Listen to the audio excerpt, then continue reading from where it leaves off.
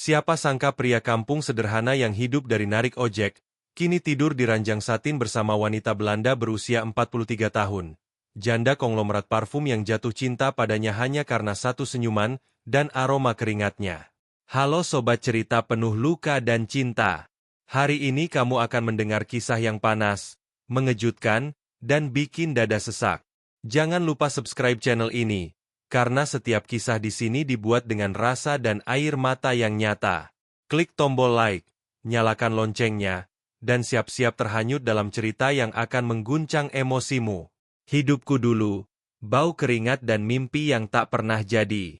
Namaku Dimas. Dulu, aku cuma tukang ojek biasa di pinggiran Bali. Panas terik, jaket yang gak pernah dicuci, dan motor Supra X tahun 2006 yang mesinnya sudah merengek kalau naik tanjakan. Setiap hari aku menjemput turis di bandara kecil itu. Aku nggak punya mimpi besar. Yang penting bisa makan, bayar kontrakan, dan kirim uang ke emak di desa. Tapi semua berubah waktu dia naik ke jok belakang motorku. Wanita Belanda berambut pirang yang aromanya lebih harum dari wangi hotel bintang 5. Marianne. Waktu itu aku cuma heran kenapa bule secantik dia mau naik motor bocoranku. Tapi aku nggak tahu bahwa hidupku akan berubah total karena tawa ringannya di belakang helm itu. Tatapan pertama, seolah aku bukan tukang ojek biasa. Aku biasa nganter bule. Tapi Marianne beda. Waktu itu dia turun dari motor dan melepaskan helm pelan-pelan. Matanya menatapku seperti aku bukan siapa-siapa, tapi juga bukan orang biasa. Kamu wangi sekali, padahal habis kerja, ya? Katanya dengan aksen manja yang bikin jantungku seperti motor kehabisan oli, bergetar dan ngebul. Aku cuma bisa cengengesan, mikir dia lagi bercanda. Tapi dari cara dia mengusap keringat di dahiku dan menawari minum dingin di kafe hotel tempat dia nginep, aku sadar satu hal, ini bukan bule biasa. Dan entah kenapa, ada rasa aneh yang mulai tumbuh, sesuatu yang hangat dan berbahaya. Malam pertama dia mengundangku ke kamar hotelnya. Malam itu dia minta diantar lagi. Katanya ingin lihat sunset di Uluwatu. Aku mengiyakan, walau bensin tinggal setengah garis. Di atas tebing itu, dia bercerita tentang kesepian, tentang mantan suaminya yang mati karena kecelakaan Niat, dan tentang hidup di Belanda yang dingin, bukan cuma cuacanya, tapi hatinya. Saat dia menangis dan bersandar di bahuku, aku cuma bisa diam. Tapi saat jemarinya menggenggam jemariku yang kasar dan penuh bekas oli, aku tahu aku sudah masuk dalam dunianya.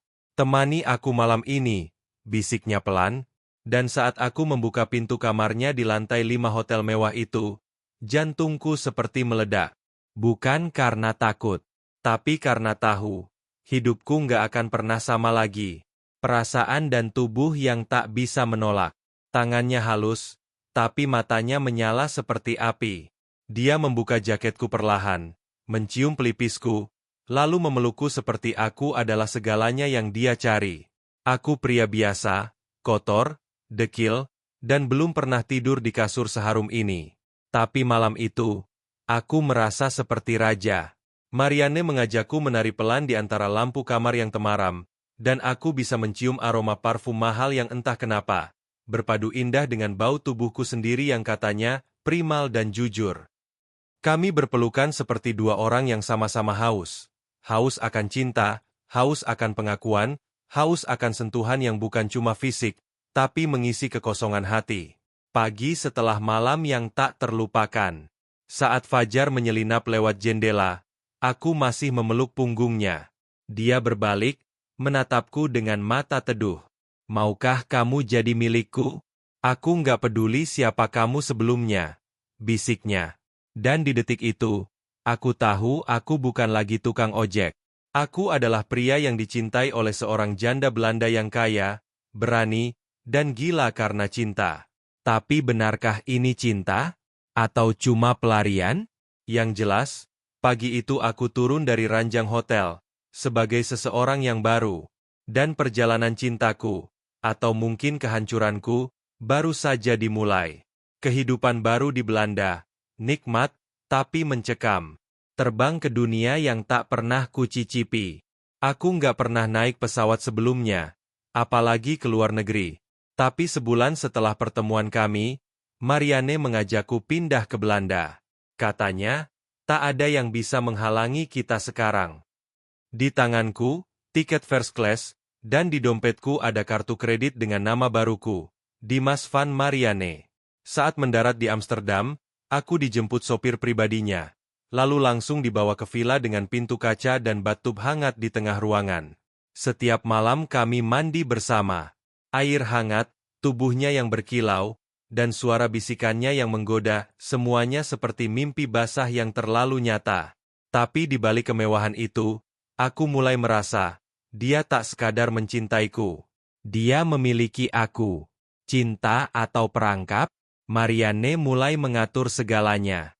Dari pakaian yang kupakai, jam bangun tidur, sampai jadwal mandi. Laki-lakiku tak boleh berbau bensin lagi, katanya sambil menyemprotkan parfum ke dadaku. Awalnya kupikir itu bentuk perhatian. Tapi lama-lama aku seperti boneka pajangan di rumah mewah. Tiap tamunya datang, dia memamerkanku. Ini suamiku, dia eksotik, panas, liar. Aku hanya tertawa kecil.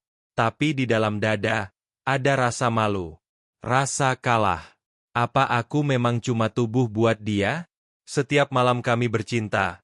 Tapi setiap pagi aku bangun tanpa rasa punya diri sendiri. Aku Dimas, tapi aku juga bukan. Tatapan lelaki lain yang membakar. Di pesta-pesta parfum internasional, Marianne selalu membawaku. Dan di sanalah aku sadar. Banyak mata lelaki juga menatapku. Ada yang mengundang, ada yang terang-terangan mengelus lengan saat bersalaman. Tapi satu yang tak bisa kulupakan. Pierre, partner bisnis Marianne. Pria flamboyan berjasa tin, yang pernah membisikkan di telingaku. Kalau kau lelah jadi mainan perempuan tua, datanglah padaku. Malam itu aku menangis. Di balik tawa pesta, hatiku hancur. Aku bukan siapa-siapa di negeri ini, tapi tubuhku jadi rebutan.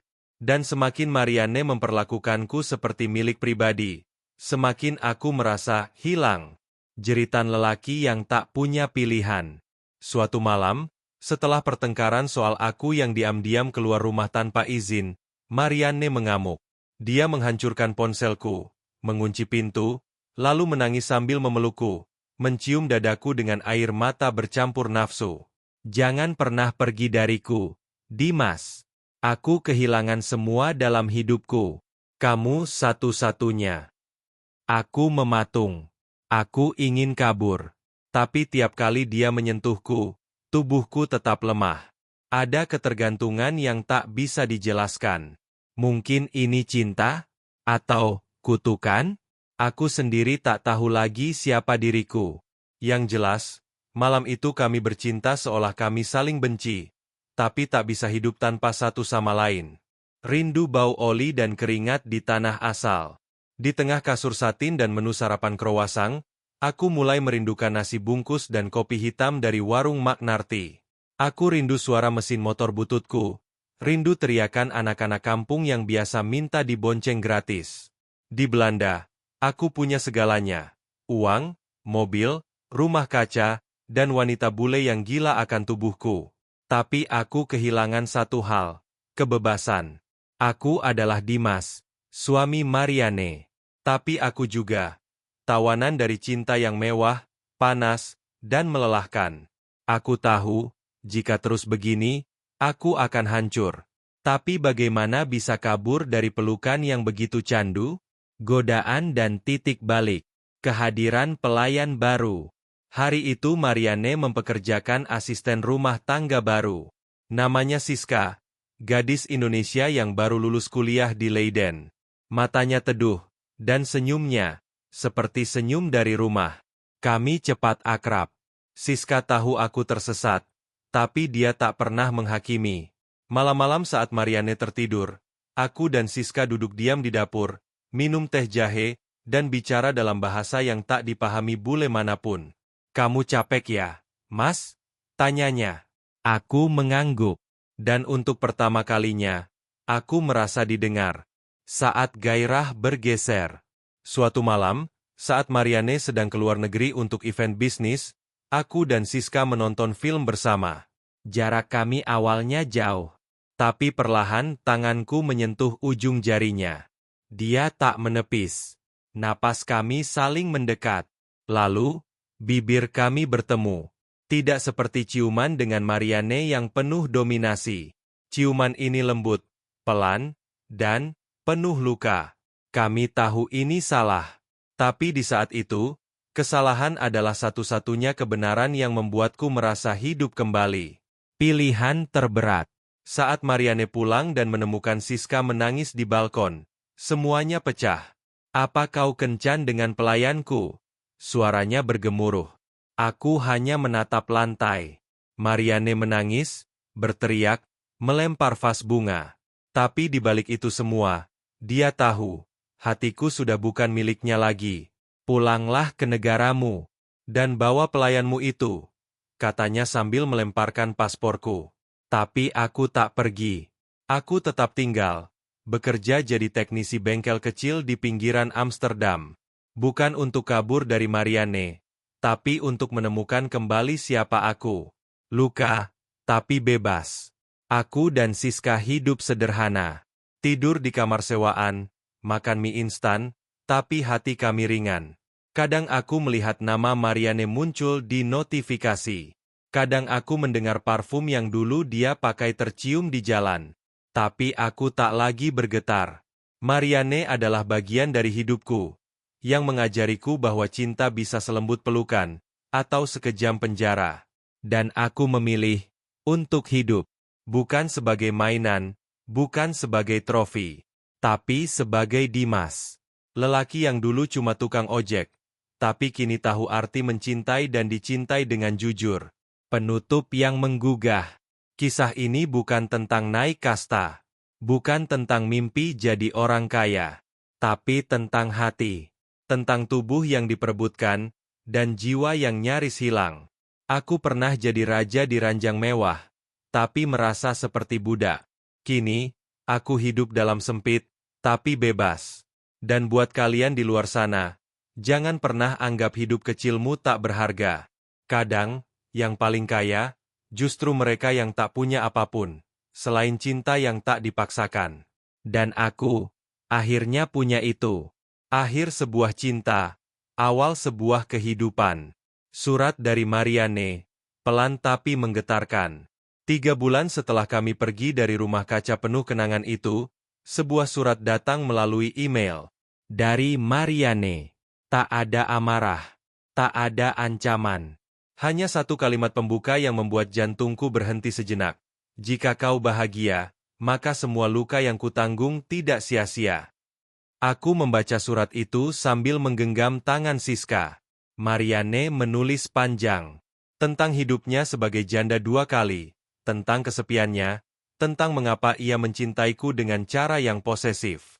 "Aku takut kehilangan, Dimas. Tapi rasa takutku telah mengurungmu," tulisnya. Dan saat membaca itu, entah kenapa, air mata jatuh lagi. Bukan karena cinta, tapi karena akhirnya aku memaafkan dia. Cincin itu masih di laci. Aku masih menyimpan cincin kawin dari Marianne. Bukan sebagai kenangan indah, tapi sebagai pengingat bahwa cinta juga bisa sesat, bahwa harta, nafsu, dan keinginan memiliki bukanlah cinta sejati. Aku tak pernah membalas suratnya, karena kata-kataku mungkin akan menyakitinya lebih dari diamku. Tapi dalam diam itu, aku berdoa, semoga dia bahagia, dengan cara yang lebih sehat, tanpa harus mengikat seseorang sampai lemas. Cincin itu kini disimpan dalam laci, bersama kartu lama dari bank pribadinya. Tak kugunakan lagi. Kini aku hidup dari bengkel kecil yang kumiliki bersama Siska. Keringatku bukan milik orang lain lagi. Pernikahan di musim gugur. Saat daun-daun mulai jatuh dari pohon-pohon Amsterdam, aku dan Siska menikah secara sederhana. Di taman kota, hanya dihadiri 5 teman dekat. Tak ada gaun mewah, tak ada champagne mahal. Hanya doa, tawa, dan mata yang saling memandang dengan jujur. Siska bukan wanita yang memandikanku dengan uang. Tapi dia adalah perempuan yang mencintaiku saat aku tak punya apa-apa. Dan aku, Dimas yang dulu tukang ojek dengan kulit legam dan tangan kasar, kini jadi suami dari wanita yang menenangkanku tiap malam dengan pelukannya yang hangat. Ini bukan kisah dongeng. Ini kisah nyata tentang luka, tentang cinta yang membebaskan, dan tentang keberanian memilih diri sendiri. Viral tapi penuh luka. Suatu hari, seorang teman Indonesia yang bekerja di konsulat berkata padaku, cerita lo itu bisa viral, Mas. Bikin YouTube kek, atau TikTok. Dijamin ditonton jutaan orang. Aku hanya tertawa. Mungkin iya. Tapi di balik cerita viral itu, ada air mata yang tak bisa disisipkan dalam caption. Ada ciuman yang menyakitkan, pelukan yang menghancurkan, dan kata, sayang, yang sebenarnya artinya, aku ingin menguasaimu. Bukan aku tak bangga dengan perjalanan hidupku. Tapi tak semua luka layak dijual jadi konten. Beberapa luka harus kita rawat dalam sunyi, dan cukup jadi pelajaran agar kita tak jatuh ke jurang yang sama lagi. Dimas yang kini bukan lagi milik siapa-siapa, kecuali dirinya sendiri. Kini, setiap pagi aku mengelap oli dari tangan dengan senyum. Motor tua jadi mainanku lagi. Bukan sekadar karena hobi, tapi karena setiap suara knalpot yang meraung mengingatkanku bahwa aku pernah hidup sebagai lelaki bebas. Bebas mencintai, bebas gagal, dan bebas memilih ulang. Marianne adalah bab yang indah, meski menyakitkan. Siska adalah bab baru, tenang, tapi penuh harapan. Dan aku, akhirnya bukan milik siapa-siapa lagi, kecuali diriku sendiri. Jadi buat kalian yang sedang tersesat dalam pelukan mewah, atau terjebak dalam cinta yang terasa seperti penjara, ingat, kebebasan hati jauh lebih mahal dari berlian manapun. Halo Sobat Cerita Drama, jika kisah ini membuatmu berpikir, menangis, atau bahkan merasa, gue pernah ada di posisi itu. Jangan lupa klik tombol subscribe, nyalakan loncengnya, dan bagikan video ini ke temanmu yang sedang butuh pelukan. Di channel ini, kamu akan menemukan cerita-cerita penuh emosi, nyata, dan menggetarkan hati. Sampai jumpa di cerita berikutnya. Jangan cuma nonton, rasakan.